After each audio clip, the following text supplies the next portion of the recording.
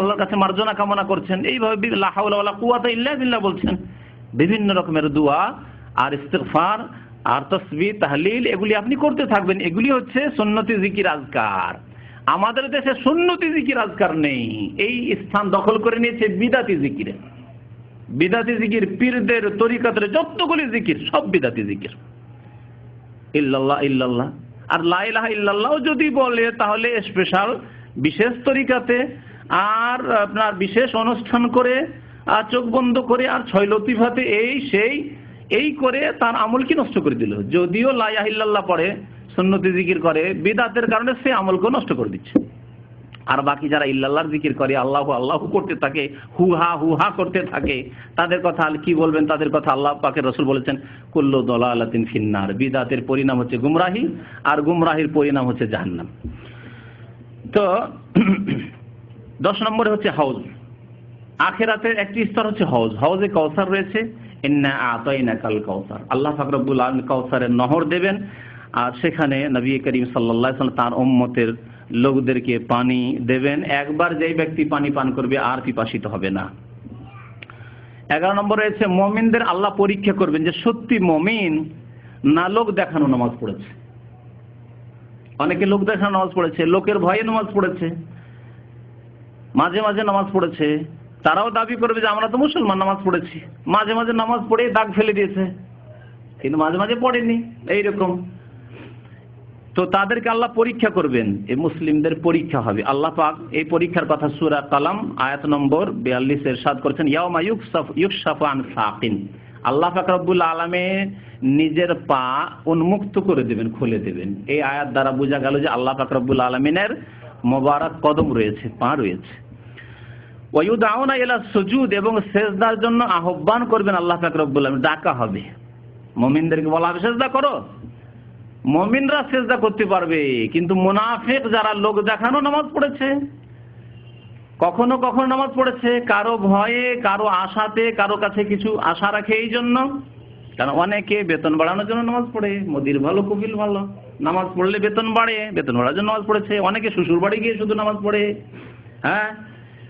অনেকে বিশেষ বিশেষ স্থানে নামাজ পড়ে লোকজন দেখে, আবার নামাজ পড়েও না, লোক দেখানো নামাজ। এরকম শিরকিয়াল লোক দেখানো যারা নামাজ পড়েছে, বা মুনাফিকি অন্তরে ঢুকা আছে, দুনিয়ার স্বার্থে নামাজ পড়েছে, ফালা ইয়াস্তাতিউন, তারা সিজদা করতে পারবে না, পরীক্ষায় ফেল করে যাবে। আর যারা মুমিন, সত্যিকার অর্থে মুমিন, আল্লাহ সন্তুষ্টির জন্য নামাজ কায়েম করেছে, তারা অবশ্যই সিজদা করতে পারবে, তাদের পরীক্ষা হয়ে যাবে। 12 নম্বরে যে বিষয়টি রয়েছে আখিরাতের স্তরে, সেটি হচ্ছে পুল সিরাত। এই পুল সিরাতের ওপর দিয়ে, পুল সিরাত আমাদের দেশের মানুষরা বুঝে সেজন্য পুল সিরাত বললাম। পুল মানে সিরাত, আর সিরাত মানে পুল। যেমন লাইলাতুল কদরের রাত, হ্যাঁ, বা সবে কদর রাত, সব মানে রাত, আর লাইলাতুল মানে রাত, আর রাত মানেও রাত। তো আল্লাহ পাক পুল কায়েম করবেন জাহান্নামের ওপরে। জাহান্নামের ওপরে পুল থাকবে, এর ওপর দিয়ে অতিক্রম করে যেতে হবে। এই পুলের কথা আল্লাহ কোরআনে কারিমে সূরা মারিয়াম আয়াত নম্বর 72 উল্লেখ করেছেন, ওয়াইন মিনকুম ইল্লা ওয়ারিদুহা। এমন কোন মানুষ নেই যাকে এই পুলের ওপর দিয়ে অতিক্রম করতে হবে না। প্রত্যেক ব্যক্তিকে এই পুলের উপর দিয়ে অতিক্রম করতে হবে। কানা আলা রাব্বিকা হাতমান মাকদিয়া, এটি আল্লাহর পক্ষ থেকে ওয়াকাতু ফায়সালা। তাহলে জাহান্নামের উপর দিয়ে অতিক্রম করতে গিয়ে মুক্তি পাবে। আল্লাহ বলছেন সুম্মা নুনাজ্জিল লাযিনা তাকাও, যারা আল্লাহ ভীরু মুত্তাকি, আল্লাহকে ভয় করে নামাজ কায়েম করেছে, সততার জীবন যাপন করেছে, মানুষের হক আদায় করেছে, তারা পরিত্রাণ পেয়ে যাবে, তাদেরকে আমি নাজাত দেব, মুক্তি দেব। নাজারুজ জালিমিনা ফিহা জাসিয়া, সেখানে লাঞ্ছিত অপদস্থ হয়ে জাহান্নামীরা থেকে যাবে, জাহান্নামীরা নিক্ষিপ্ত হবে। তো পুলের ওপর দিয়ে পার হতে গিয়ে জাহান্নামীরা, গুনাহগাররা জাহান্নামে নিক্ষিপ্ত হয়ে যাবে। তারপরে যখন এই পুল যখন আসলো, যেটিকে পুল সিরাত বলে, জাহান্নামের উপরে যা রয়েছে, সেখানে কাফের, মুনাফিক, মুশরিক এরা পড়ে গেল। এখন বাকি থাকলো শুধু যারা মুমিন। মুমিনদের জন্য আর একটি ব্রিজ আসবে, যে ব্রিজকে নবী সাল্লাল্লাহু আলাইহি ওয়াসাল্লাম হাদিসে বলা হয়েছে কান্তারা। কান্তারার কথা বলা হয়েছে। নবী করিম সাল্লাল্লাহু আলাইহি ওয়াসাল্লাম বলেছেন, এই পুলের ওপর, এই ব্রিজের ওপর, বড় পুল সিরাত পার হওয়ার পরে এখানে গিয়ে মানুষ মানুষের কাছ থেকে কেসাস বদলা নেবে, যে যার উপর অন্যায় করেছে, এখানে গিয়ে প্রতিশোধ হবে।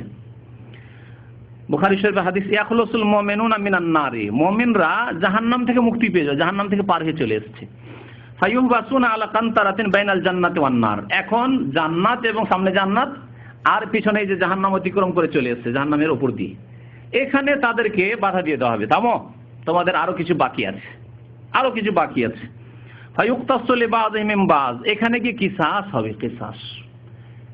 কেউ কাউকে মেরেছে, কেউ কারো টাকা বেইমানি করে নিয়েছে, কেউ কারো জমি বেইমানি করেছে, বাড়ি ঘর বেইমানি করে দখল করে নিয়েছে, কেউ কারো কাছে ধার নিয়েছে তারপরে উধাও হয়ে গেছে, কেউ কাউকে গালি দিয়েছে ইত্যাদি। লড়াই ঝগড়া মানুষের যতগুলি হক রয়েছে এখানে কিসাস শুরু হবে। এইখানে কিসাস বদলা যে হবে কি দিয়ে? টাকা পয়সা আছে, দুনিয়াতে টাকা ধার নিয়ে আপনি দেননি, বেইমানি করেছেন, ওখানে কি দিয়ে আপনি পরিশোধ করবেন হক? নেকি দিতে হবে। নেকি দিতে দিতে অনেকের নেকি ফুরিয়ে যাবে, নেকি শেষ হয়ে যাবে, জাহান্নামে চলে যাবে। জি। তো আল্লাহ পাক রব্বুল আলামিন রাসূল সাল্লাল্লাহু আলাইহি ওয়াসাল্লাম বলেছেন যে এখানে গিয়ে যে জুলম অত্যাচারগুলি আপসর হয়েছে কানাত বাইনাহুম ফিদ দুনিয়া, তার কিসাস হয়ে যাবে, তারপরে একেবারে সাফ সুতরা পরিষ্কার পরিচ্ছন্ন হয়ে জান্নাতে যেতে পারবে।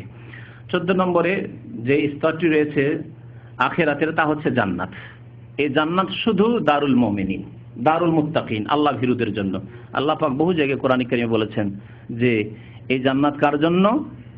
মুত্তাকিনদের জন্য। ইদ্দাত লিল মুত্তাকিন, আল্লাহ ভীরু যারা আল্লাহর ভয় অন্তরে রেখে দুনিয়ায় জীবন যাপন করেছে, আল্লাহর ভয় যদি থাকে তাহলে জীবনে তার প্রতিফলন ঘটবে, জীবনে তার ভয়ের প্রতিফলন ঘটবে।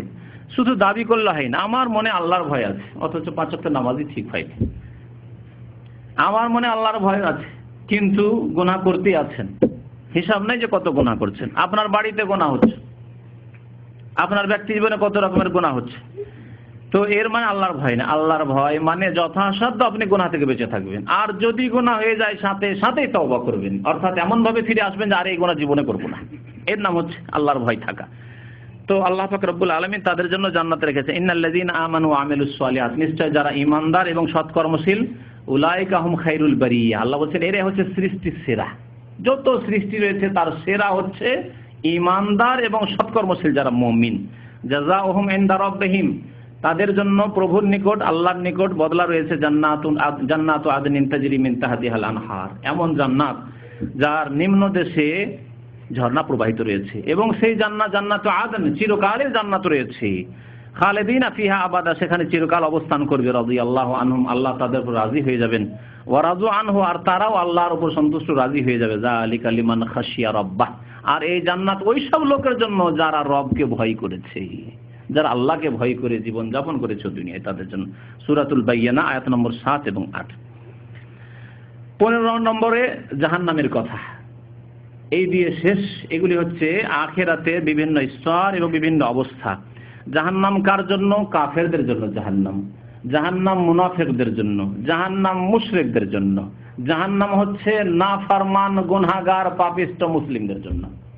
কিন্তু পাপিষ্ঠ গুনাহগার মুসলিমরা এককালীন থাকবে, চিরকাল থাকবে না।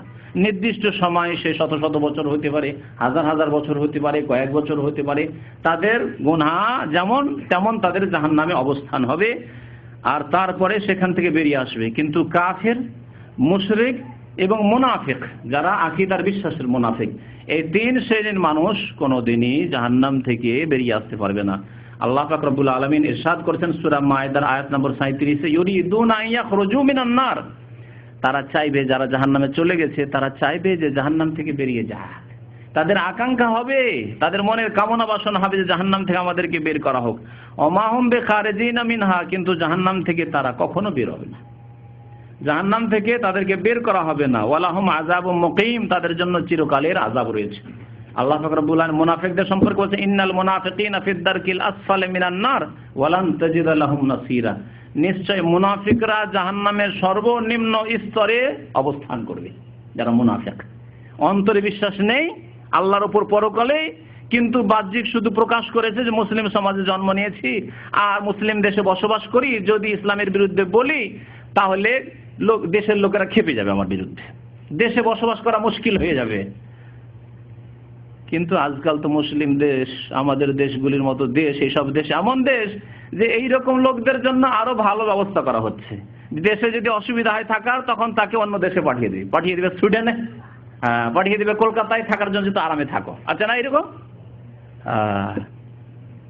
মুসলমানদেরকে বলে ভয় লাগছে, পাঠিয়ে দিল। তসলিমা নাসরিনকে পাঠিয়ে দিন।